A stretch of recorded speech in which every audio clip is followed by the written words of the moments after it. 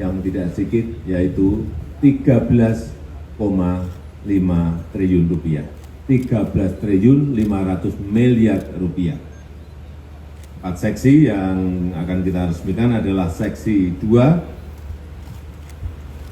Sewu Limom Janto, kemudian seksi 3 Janto Indrapuri, kemudian seksi 5 Blang Bintang Kuto Baru, dan seksi 6 Kuto Baru Baitus Salam. Panjang 35 km.